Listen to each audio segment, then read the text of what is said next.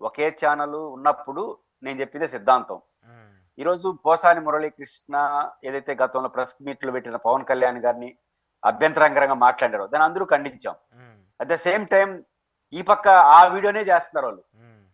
ఇప్పుడు వీళ్ళేం చేస్తున్నారు, వాళ్ళు తిట్టిన వీడియోలన్నీ వీళ్ళు వేస్తున్నారు. అవును. మరి ప్రజలు చూస్తారు కదా, మరి ఈయన కేసు అరుడైతే ఆయన కూడా కేసు అరుడే అంటారు కదా. హ్మ్. కాబట్టి ప్రభుత్వం రాజకీయంగా నష్టం రాకుండా ఉండాలన్నా, అధికారులు అనవసరంగా ఇబ్బంది పడకుండా ఉన్నా చట్టాన్ని చట్టంగా అమలు చేయండి. అధికారంలో ఉన్న వాళ్ళు కొంచెం ఎక్కువ చట్టం అనుకూలంగా ఉండొచ్చేమో కానీ మినిమం చట్టం అనేది అందరికీ అనుకూలంగా ఉండాల్సిన అవసరం అయితే ఉంది. దాన్ని చేయకపోతే అన్నెసరీ కాంప్లికేషన్స్ వస్తాయి. ఓకే.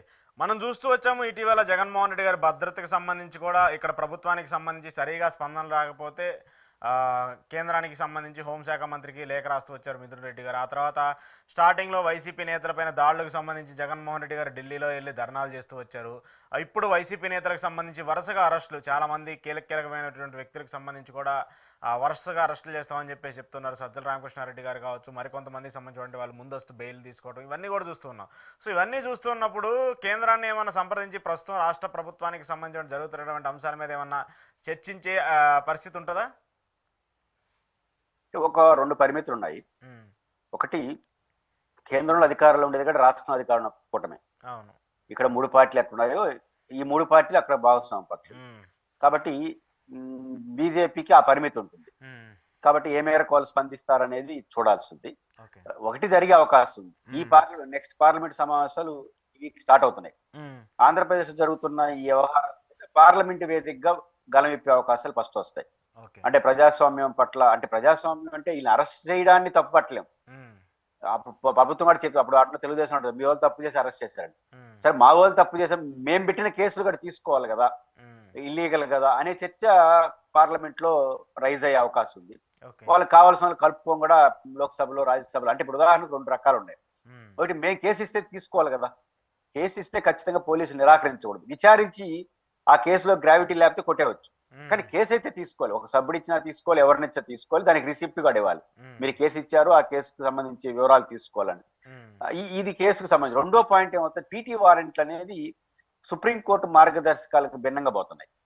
పీటీ వారెంట్లు అంటే అర్థం ఏంటంటే, ఇప్పుడు ఒక వ్యక్తి పైన మల్టిపుల్ కేసులు, మల్టిపుల్ పోలీస్ స్టేషన్లు నమోదవుతుంటాయి.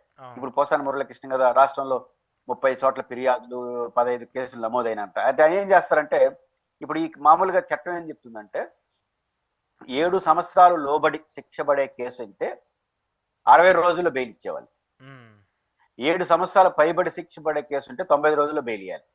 ఇది రూల్. ఇది ఉంది. అప్పుడు ప్రభుత్వం ఎక్కువ రోజులు జైల్లో పెట్టాలంటే ఏం చేస్తుందంటే, అధికారంలో ఉండేవాళ్ళు 60 రోజులు 55 రోజులు అవగానే పీటీ వారెంట్ వేస్తారు. ఆల్రెడీ విశాఖపట్నంలో, ఇప్పుడు కడపలో ఆయన నమోదైంది, విశాఖపట్నంలో ఏమన్నా ఒకసారి కేసు నమోదు 15 చోట్ల నమోదు, దాన్ని తీసుకొచ్చి పీటీ వారెంట్ వేసి దీన్ని విచారిస్తామని తీసుకెళ్లిపోతారు. ఇక్కడ బెయిల్ ఇచ్చినా మళ్ళీ జైల్లో ఉంటాడు. దీనికి సంబంధించి సుప్రీంకోర్టు కానీ, తెలంగాణ హైకోర్టు కానీ అనేక సందర్భాల్లో సుప్రీంకోర్టు ప్రధానంగా ఒక మార్గదర్శకం ఇచ్చింది. అంటే విచారణకి అరెస్ట్ కావాలి తప్ప, నాకు కేసుతో సంబంధం లేకుండా వీళ్ళని ఎక్కువ రోజులు లోపలే శిక్షిస్తానంటే ఇంకా శిక్షకి విచారణకి తేడా ఏముంటుందని ఉద్దేశం సుప్రీంకోర్టు ఏం చెప్పిందంటే, మల్టిపుల్ కేసులు కానీ నమోదైనా, ఒకే వ్యక్తి పైన మల్టిపుల్ స్టేషన్స్ లో కేసులు నమోదైనా ఒకసారి అరెస్ట్ అయితే మిగిలిన అన్ని కేసులు కూడా పీటీ వారెంట్ వేసి ఒకే చోట విచారించాలంటుంది. ఆ రకంగా చేయడం ద్వారా ఏమవుతుంది, నువ్వు విచారించుకో అన్ని కేసులు నువ్వు తీసుకో, నువ్వు ఈ 50 రోజుల తర్వాత ఇంకో కేసు, 50 రోజుల తర్వాత పెట్టుకుంటా, ఒక 100 జీవితకాలం నేను జైల్లోనే పెడతానంటే ఇంకా పౌర హక్కులు నష్టపోతాయి. ఇది సుప్రీంకోర్టు మార్గదర్శకాలకు భిన్నంగా కొంత జరుగుతుంది రాష్ట్రంలో. దీన్ని ఆంధ్రప్రదేశ్ లో ఉన్న వైఎస్ఆర్ కాంగ్రెస్ పార్టీ ఏ మేరకు, మీకు గుర్తుంటే తీన్మార్ మల్లన్న బీఆర్ఎస్ పార్టీ అధికారంలో ఉన్నప్పుడు ఆయన్ని రోజు ఇదే పని, ఆ రోజు ఆయన కూడా కొంచెం బియాండ్ లిమిట్స్ దాటి భాష వాడాలండి, జనరల్ విషయాలు చెప్తున్నాడు, వాడాడు. దీంతో ఇరిటేట్ అయిన ఆ రోజు కేసీఆర్ ప్రభుత్వం తెలంగాణలో అన్ని చోట్ల తిప్పింది, ఇంకా ఇది అయిపోయింది అది అయిపోయింది. దీనిపైనే జస్టిస్ లక్ష్మణ్ గారు అనుకుంటాను హైకోర్టు మంచి తీర్పు ఇచ్చారు. ఆయన ఏమంటారంటే, మీరు ఏ కేసులన్నా నమోదు కానివ్వండి, కేసు నమోదు చేస్తే కేసు నమోదు చేయాల్సిందే. నేను ముందు చెప్పాను కదా, ఒకరు ఫిర్యాదు చేస్తే ఖచ్చితంగా నమోదు చేయాలి. నమోదు మల్టిపుల్ కేసులు ఆయన పైన ఉన్నాయి కాబట్టి, మల్టిపుల్ స్టేషన్ ఉన్నాయి కాబట్టి, ఒకసారి అరెస్ట్ అయినట్టు అన్ని కేసులు ఒక చోట విచారించి మీరు విచారణ పూర్తి చేసుకోండి అని చాలా ఘాటుగా స్పష్టంగా తీర్పింది. ఆ తర్వాతే తిరుమల మల్లన్న అరెస్ట్ అయిపోయింది. ఇప్పుడు ఇవన్నీ దృష్టిలో పెట్టుకుని వైఎస్ఆర్ కాంగ్రెస్ పార్టీ ఆ యాంగిల్లో పోతుంది అనుకుంటున్నాను. పార్లమెంట్ వేదికగా ఫైట్ చేస్తారు. ఇవన్నీ అయిపోయిన తర్వాత గతంలో గొడవలు జరిగినప్పుడైతే ఢిల్లీ వేదికగా ఆందోళనలు చేశారు దేశాన్ని ఆకర్షించడం కోసం, అంటే కేంద్ర ప్రభుత్వం మీద ఒత్తిడి అవడం కోసం. ఉమ్. అలాంటి యాక్టివిటీ భవిష్యత్తులో వైఎస్ఆర్ కాంగ్రెస్ పార్టీ చేసినా కూడా మనం ఆశ్చర్యపోనక్కర్లేదు.